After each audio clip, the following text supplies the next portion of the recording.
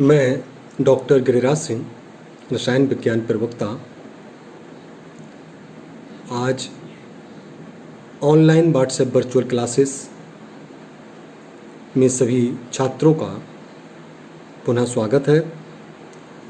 छात्रों, आज के टॉपिक के अंतर्गत यूनिट जो बिलियन है उसमें हम लोग क्वथनांक का उन्नयन, एलिवेशन ऑफ बॉइलिंग पॉइंट और किस तरीके से उसकी व्युत्पत्ति होती है, इसका वर्णन आज के इस वीडियो में हम लोग देख सकेंगे। चलते हैं आज के टॉपिक की ओर, क्वथनांक का उन्नयन।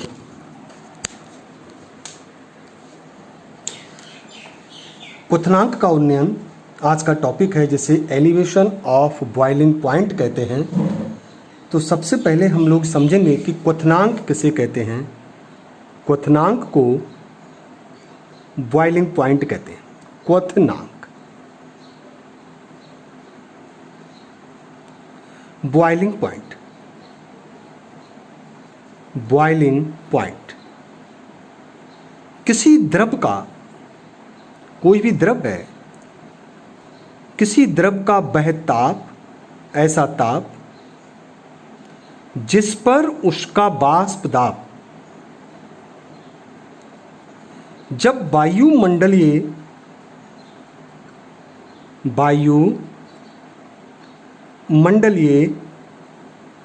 दाब के बराबर हो जाता है तो वह द्रव उबलने लगता है और उस ताप को, उस द्रव का हम क्वथनांक कहते हैं।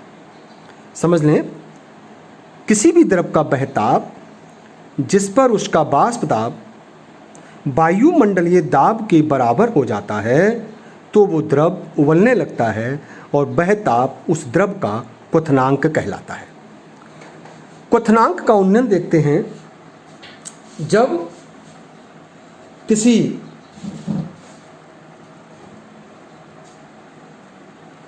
किसी विलायक में, कोई हमने विलायक लिया, अब क्वथनांक का उन्नयन देखेंगे। क्वथनांक का उन्नयन, एलिवेशन ऑफ बॉइलिंग पॉइंट। जब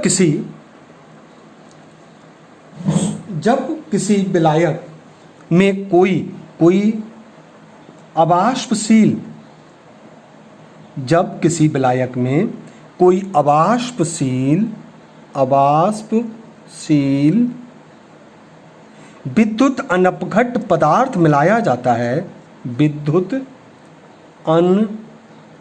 अनपघट पदार्थ मिलाया जाता है तो उसकी वाष्प दाब में अवनमन होता है, जिसके परिणाम स्वरूप उसके क्वथनांक में उन्नयन होता है। अर्थात किसी शुद्ध विलायक का जो क्वथनांक होता है वो कम होता है और विलयन का जो क्वथनांक होता है वो अधिक होता है। यदि हम विलयन के क्वथनांक से शुद्ध विलायक के क्वथनांक को घटा दें तो हमें क्वथनांक में उन्नयन ज्ञात हो सकता है। यदि शुद्ध विलायक का क्वथनांक T0 तथा विलयन का क्वथनांक Ts है, S फॉर सॉल्यूशन, तो हम निकाल सकते हैं ये इन दोनों का जो अंतर है वो क्वथनांक का उन्नयन कहलाता है। और क्वथनांक के जो उन्नयन है उसको डेल्टा TB से व्यक्त करते हैं, P फॉर बॉइलिंग। तो डेल्टा TB बराबर Ts माइनस T0। इससे हम इसे क्वथनांक का उन्नयन कहते हैं। अब अगर हमें इससे किसी अवाष्पशील विद्युत अनपघट पदार्थ के अणुभार की गणना करनी हो, अणुभार की गणना, जो पदार्थ मिलाया है उसका अणुभार कितना है, तो उसको कैसे निकालेंगे। किसी अवाष्पशील विद्युत अनपघट पदार्थ के अणुभार की गणना। माना किसी अवाष्पशील विद्युत अनवघट पदार्थ के विलयन का क्वथनांक टीवी, विलयन का क्वथनांक उन्नयन डेल्टा टीवी तथा उसके जो विलयन है उसकी विलयन की मोललता, विलयन की मोललता में निम्न संबंध होता है। Delta TV is directly proportional M, M ये विलयन की मोललता है, मोललता।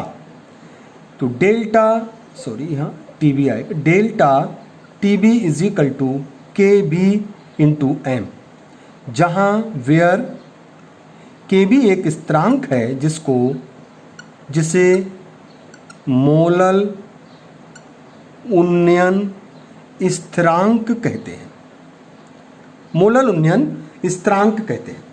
अब इस मोलल उन्नयन स्थिरांक से हम किस प्रकार अणुभार की गणना करेंगे? तो मोलल उन्नयन स्थिरांक से हम इस विलय के अणुभार को ज्ञात करेंगे। ये मोललता है, तो जरा देखते हैं मोललता। हम पीछे के चैप्टर्स में पढ़ चुके हैं कि इसका एक सूत्र रहता है डेल्टा टीवी बराबर के बी। मोललता होती है विलय के मोलों की संख्या। विलय के मोलों की संख्या का मतलब होता है विलय का भार स्मॉल w बटे अणुभार स्मॉल m इंटू विलायक का भार किलोग्राम में। तो विलायक के भार को w से प्रदर्शित करते हैं, किलोग्राम में लिया गया है इसलिए इसको 1000 कहते हैं। अब यहाँ से अवाष्पशील विद्युत अनवघट पदार्थ का अगर हमको अणुभार ज्ञात करना है तो अणुभार स्मॉल m बराबर स्मॉल m बराबर, इसको हम लोग देखेंगे इस तो स्मॉल m बराबर तिरछी गुणा करेंगे 1000, स्मॉल m बराबर 1000 इंटू के बी इंटू स्मॉल w बटे इस डेल्टा टीवी को नीचे लाएंगे इंटू कैपिटल W। तो इस सूत्र से किसी अवाष्पशील विद्युत अनवघट पदार्थ के अणुभार की गणना कर सकते हैं। अब यहाँ से ये देखेंगे के भी एक स्थिरांक था जिसको मोलल उन्नयन स्थिरांक कहा। इसकी अगर हमको परिभाषा ज्ञात करनी हो तो कैसे निकालेंगे? माना विलय के mole small w upon small m 1 mole लिया है और ये 1 किलोग्राम विलायक या 1000 ग्राम विलायक में घुले हैं। तो जरा देखते हैं, तो इस सूत्र को यहाँ पर हम रखेंगे। तो डेल्टा टीवी बराबर K B small w upon m का मान 1 मोल हो गया और 1000 ये ऊपर ग्राम बनाया, किलोग्राम इसलिए आया है। w का मान भी हमने यहाँ पर 1000 ग्राम लिया है, 1 किलोग्राम विलायक, 1000 ग्राम विलायक या 1 किलोग्राम विलायक, 1000 से 1000 कट जाता है। तो डेल्टा टीवी बराबर के बी, अर्थात यहाँ से डेफिनेशन निकलती है इसकी कि 1 किलोग्राम विलायक में विलीन विलय के 1 मोल विलय की जो घोलने पर 1 मोल विलय का 1000 ग्राम विलायक में घोलने पर जो क्वथनांक का उन्नयन होता है उसे हम ग्राम मोलल उन्नयन स्थिरांक कहते हैं। तो यहाँ से ये दोनों मान बराबर आ गए, तो जो क्वथनांक का उन्नयन होगा वही उसका मोलल उन्नयन स्थिरांक कहलाता है। एक दूसरा फार्मूला और होता है, अगर हम 1000 ग्राम की जगह पर 100 ग्राम विलायक लेते हैं, 100 ग्राम विलायक लेते हैं तो ये हमारा फार्मूला बन जाता है स्मॉल m बराबर 100 इंटू के इंटू स्मॉल w बटे delta TV into capital W।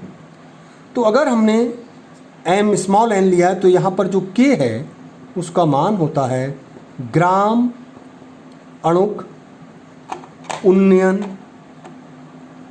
स्थिरांक कहते हैं, ग्राम अणुक उन्नयन स्थिरांक कहलाता है। अगर इसको परिभाषित देखें तो वही हमने 100 ग्राम विलायक में विलीन 1 मोल घोलने पर, तो यहाँ पर इसको मान को रख देंगे स्मॉल w अपॉन m, वही हमारा 1 मोल हो जाएगा